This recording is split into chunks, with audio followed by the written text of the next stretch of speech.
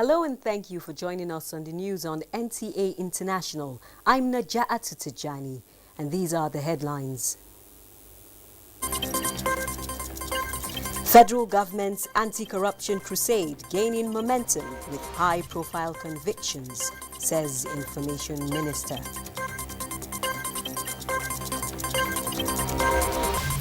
Civil servants commend President Muhammadu Buhari for keeping promise of arrears of new national minimum wage.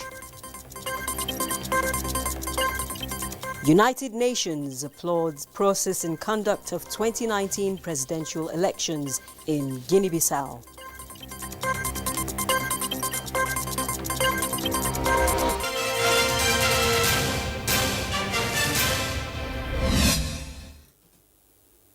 And now the news in detail. The National Chairman of the All Progressives Congress, Adams Oshomole, has described the New Year message by President Muhammadu Buhari to Nigerians as not only significant, but reassuring that the nation's upward trajectory for sustainable future is no fluke.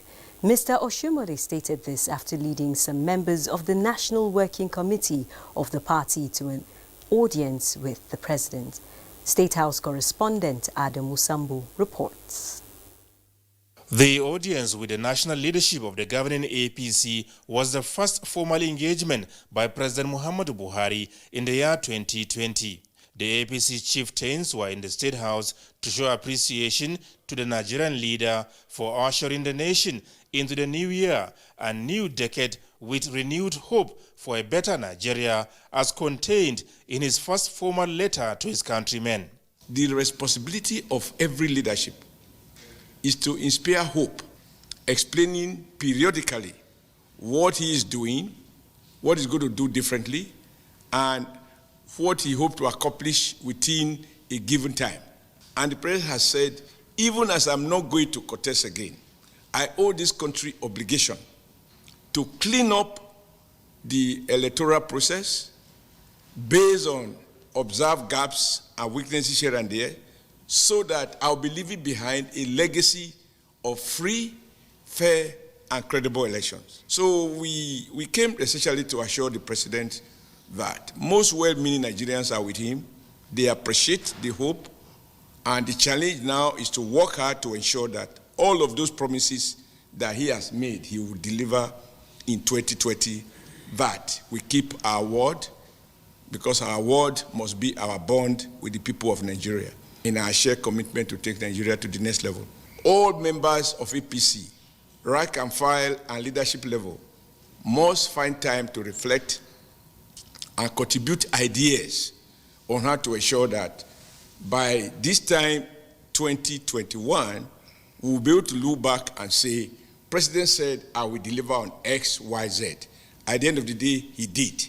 And then we have a message for 2021. The APC National Chairman used the opportunity to commend President Buhari for his courage to put Nigeria first before any other sentiment in the execution of his mandate. Consistently under this president, people are now used to going for Christmas without having to worry whether or not there is petroleum products in the market. I also think that we ought to celebrate the fact that we are able to celebrate Christmas and New Year, and people have rice everywhere that were not imported from other countries. Nigerian-made rice. Mr. Oshomole, who presented a season's greeting card to the President, reassured the nation that in the year 2020, the governing APC will not only be stronger, but more coherent and peaceful. From the State House, Adamu Sambu, NTA News. And still on the nation's trajectory, the federal government's anti-corruption crusade is steadily gaining momentum as a number of high-profile convictions have been recorded. This was contained in a brief by the Minister of Information and Culture, Lai Mohammed. Anthony Forson reports. The Economic and Financial Crimes Commission, EFCC, the Information and Culture Minister, Lai Mohammed, said it secured 890 convictions, standing as the highest anywhere in the world. This is against 2015 103 convictions, 2016, 189 convictions, 2017, 190 convictions, and 2018, 202. The high rate of convictions in 2019 is in addition to the billions of naira in looted funds that have been recovered by the EFCC. On its part, the Independent Corrupt Practices Commission (ICPC) has launched a novel project of tracking the huge resources allocated to constituency projects over the years, starting with the education and health sectors, a move the minister stressed has forced contractors back to project sites they had abandoned. While the Wahala Day app, a one-stop shop for daily information from ICPC and for Nigerians to report acts of corruption, has also been launched by the commission. This is not the first time Nigeria is fighting the cankerworm of corruption, but it is the first time that the fight is being backed and sustained by a strong political will, with a president renowned for his honor, dignity, and incorruptibility, personally leading the fight. And that is making all the difference. I've also said that while the war against corruption is still a war in progress, it is also fair to say that corruption has now been driven under the table and that the corrupt ones can no longer flaunt the process of their corruption the way they used to do in the past. On security, Lai Mohammed reiterated that the gallantry of the nation's men and women in uniform was stepped up in the fight against insurgency, despite the fact that they are fighting the rump of Boko Haram as well as ISWAP. It is important that we as citizens do not say or do anything to demoralize the gallant troops who are fighting to keep us safe. Let us remember them in our prayers and give them our support always, rather than sniping at them. Terrorism is not just a Nigerian problem. It's a global problem. It has global ramifications. The ongoing border drill, the minister said, is undoubtedly one of the boldest decisions ever taken by any administration in Nigeria as part of measures to secure the nation's land and marine borders. For clarity, the ECOWAS Protocol on Transit demands that when a transit container berths at a seaport, the receiving country is mandated to escort same without tampering with the seals to the border of the destination country. Unfortunately, experience has shown that our neighbors do not comply with this protocol. Critical infrastructure on its part, the minister said, this administration has remained consistent in terms of developing the sector. Lai Mohammed added that most heartwarming is the signing into law the amended Deep Offshore Act by President Muhammadu Buhari. With the year 2019 remaining as a momentous year, the President Muhammadu Buhari-led administration has indeed taken Nigeria closer to the next level target. Anthony Forson, NTA News. And now to Labour matters. It was indeed another promise kept by the President Muhammadu Buhari administration as civil servants under the purview of the federal government received in full the arrears of the new national minimum wage. Chukwunonso Nwabwezi felt the pulse of some civil servants in Awka. Records have shown that the month of January has over the years been the most tasking for many Nigerians, especially civil servants, due to huge demands associated with the month. However, the case seems different this year following what happened at the tail end of 2019 with the bombardment of the mobile phones of federal civil servants on salaries grade levels 8 and above, with the credit allowance of the arrears of their 2019 new national minimum wage, which they refer to as the best New Year 2020 gifts. I will say that it comes at the appropriate time because at least, if not for anything, we, the civil servants, we needed it most now. We could have loved it to come before Christmas, but God knows the best that it came after. We have been expecting it since, and since it has been done, we thank the government. And then we pray that the states will also emulate what the federal government have done. We have to be appreciative to the government in the first instance because it is not easy. This is matching statements, with action. While commending the federal government for keeping to its promise, the need for sustenance as key to transforming the nation's civil service is being advocated. We are quite appreciate that the government, at the end of the day, has decided to pay the minimum wage. We expect that government should do well in this new year to also improve.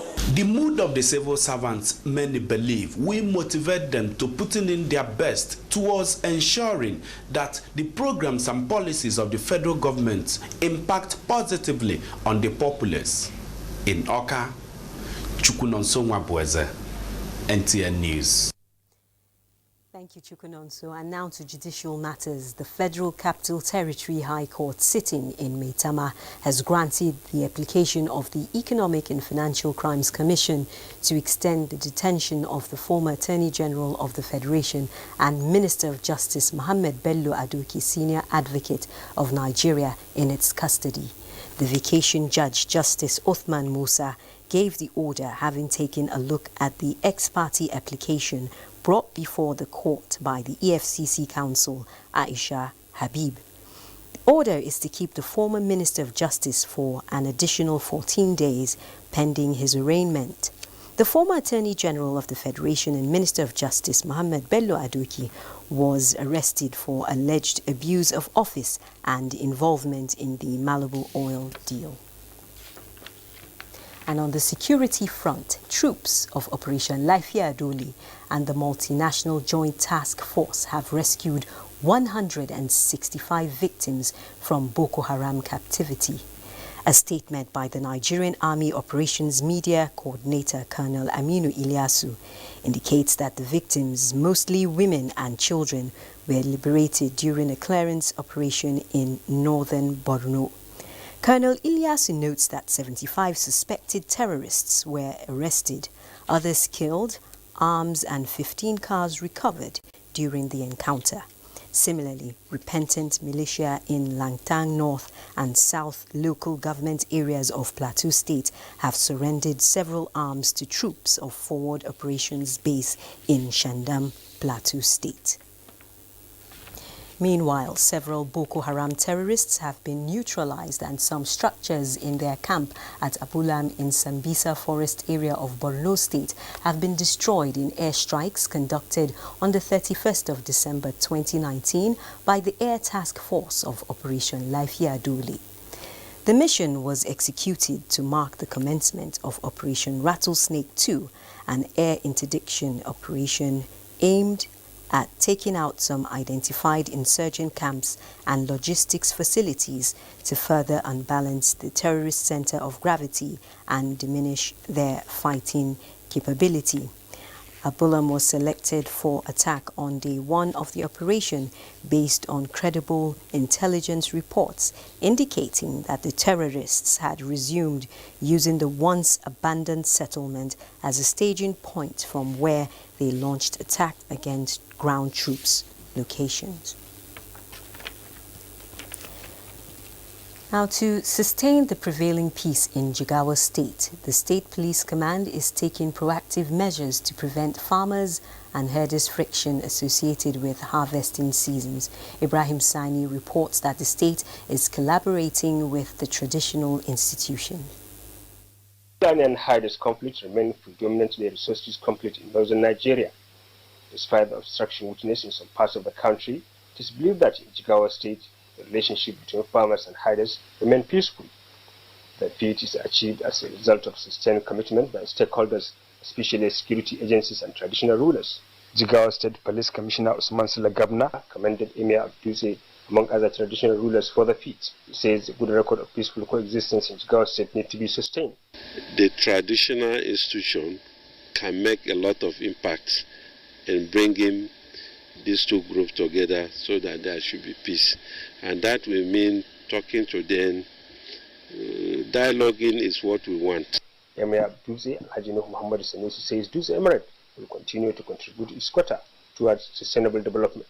We will continue to bother you on issues that will help you as the most senior police officer so that what you will achieve what others also have in this state. The harmonious coexistence between farmers and herders in the state, the royal father says the feat was achieved through peaceful resolution, mediation of conflict and settlement of dispute to ensure that the social order is maintained.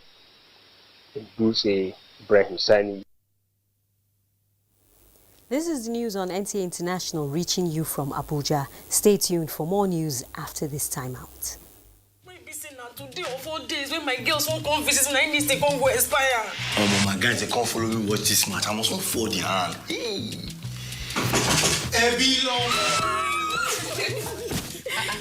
Babe, what's happening now? Sorry to disappoint you, but my subscription don't expire. The match is not on my GoTV package. Now your holla be that. I beg, give me your phone. I can show you how you go take do it for my GoTV app for your phone.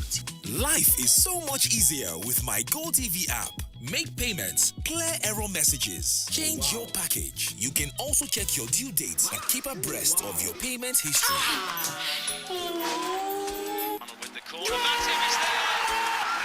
The new My GoTV app is everything you need in one place. So what are you waiting for? Download My GoTV app now from Google Play or App Store to enjoy the easy life. GoTV.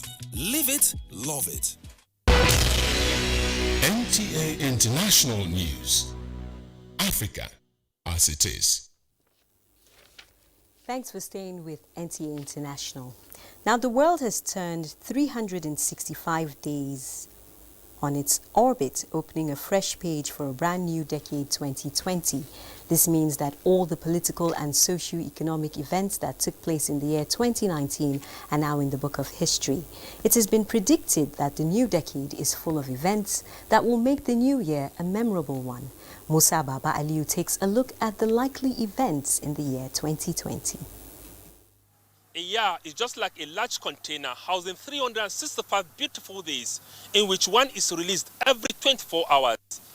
This natural occurrence gives man the opportunity to plan his programs within the calendar days.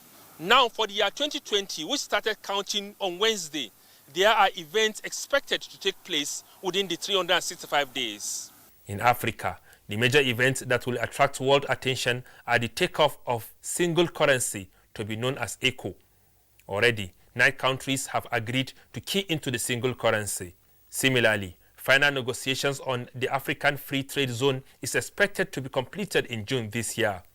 And still in the year, presidential elections will be held in nothing less than 6 African countries, which include Ghana and Niger Republic. I think if they should, follow the rules and regulation of electoral guidance, electoral, template that is being prepared by such nation, I think we will have a peaceful, election process. Nigeria will be celebrating 60 years of independence as the country gained her independence in 1960. We have enough food, we have enough capability to sustain our economy. And so the economy is going to turn around to be good for Nigeria. The United Kingdom has fixed 31st of January to exit the European Union. Another issue that will get attention of the world is the fate of President Donald Trump of the United States as he awaits the decision of the Senate on his impeachment by the House of Representatives. The U.S. election was a very, very big one, with people like Joe Biden coming out for the election, the Donald Trump factor. And in my own opinion, if you look at those two parties, they will have a very strong say in this time around. In the area of sports and entertainment, the famous Argungu Fishing Festival is to be revived after years of suspension. The festival is now scheduled for March this year. UEFA Champions League will be held in 12 European countries, as well as Summer Olympics scheduled for July this year in Tokyo. Nigeria too, I equally look forward to seeing Nigeria do well in this year and preparing us and winning our matches for this World Cup. Although so much planning has gone into putting up this event, however, there are unforeseen circumstances that may alter the realization of this event. This quote, everything can change in an unexpected instance, and there is only before and after, clearly puts it in proper perspectives. In Abuja, Musa Baba Aliyu, NTA News. Thank you, Musa. And on the global scene, the United Nations has described the process and conduct of the 2019 presidential elections in Guinea-Bissau as peaceful and credible. We'll take that story later. Now, the United States Secretary General Antonio Guterres, in his New Year message, has called for collective action, saying we cannot afford to be the generation that fiddled while the planet burned. He says 2020 marks the 75th anniversary of the United Nations, and it is launching a decade of action for the Sustainable Development Goals, United Nations Blueprint for a Fair Globalization. The United Nations Secretary General described climate change as not only a long-term problem, but a clear and present danger, but was quick to add that there is hope.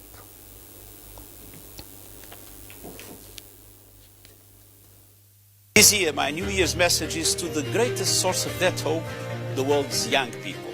From climate action to gender equality to social justice and human rights, your generation is on the front lines and in the headlines. I'm inspired by your passion and determination. You are rightly demanding a role in shaping the future, and I am with you. And for more trending stories on the global scene, Uche Ugochukwu is our guide. A warm welcome. The Special Representative of the Secretary General and Head of the United Nations Office for West Africa and the Sahel, Mohamed Ibn Chambers, has commended the successful conduct of the presidential election in Guinea-Bissau and urged party supporters to continue to show maturity. At the end of a 3-day visit to Guinea-Bissau, Chambers lauded the country's Electoral Commission's announcement of the results of the presidential election, which marks an important step in Guinea-Bissau's democratic development. On Australia's fire, leader of Eastern New South Wales State has declared a week-long state of emergency in response to the escalating bushfire threat. Prime Minister Scott Morrison had to cut short a visit to one fire-hit town after being teased by angry residents. Thousands of people are fleeing a vast tourist-live zone with supplies running low in some cuts of towns. Finally, thousands of people were evacuated in Indonesia's capital, Jakarta, on Thursday after flash floods and landslides killed up to 26 people amid some of the heaviest rains in more than 20 years. President Joko Widodo said evacuation and safety measures should be prioritized and called for more coordination between city administrations and the central government. That's it from here. I am Uche Ugochukwu, wishing you a prosperous New Year. Thank you, Uche. Over now to Onengie Fine Face for happenings in the financial sector.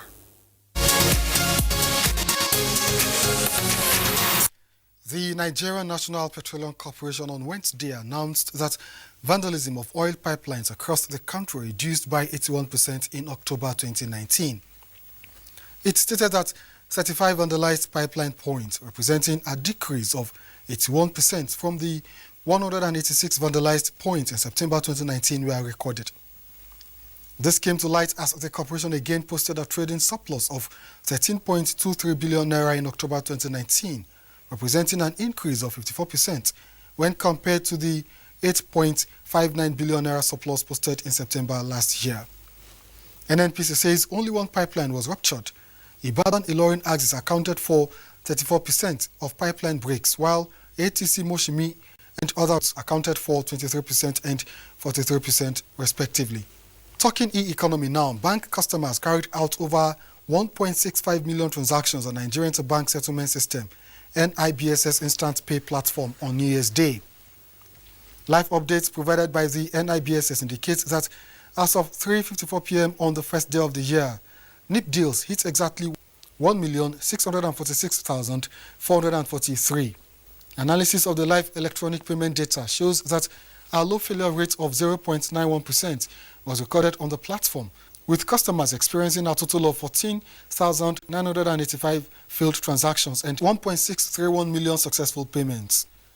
That's business news. Thanks for your time. I'm Onengie Fine Face.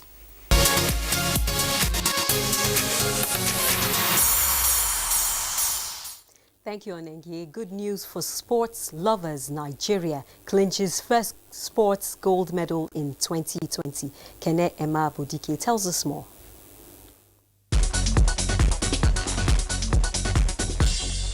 As Nigerians gear up for different sporting events in 2020, Ministry of Youth and Sports Development, Senator Dare, has outlined some of the plans of the ministry, which include renovation of 4 FIFA standard pitches by the first quarter of this year, athletes' welfare, grassroots sports integration, as well as repositioning the sector for viable business potentials.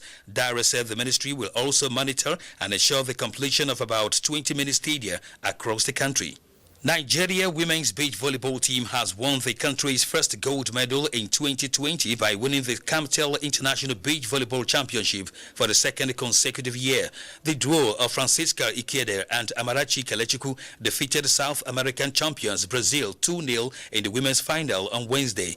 The men's team settled for bronze medal after losing to host Cameroon 2-1 in the third place match. Meanwhile, Nigeria's senior women volleyball team Thursday departed for Cameroon, where they will battle Egypt, Kenya, Botswana, and the host for Tokyo 2020 Olympics indoor zone. President of the Federation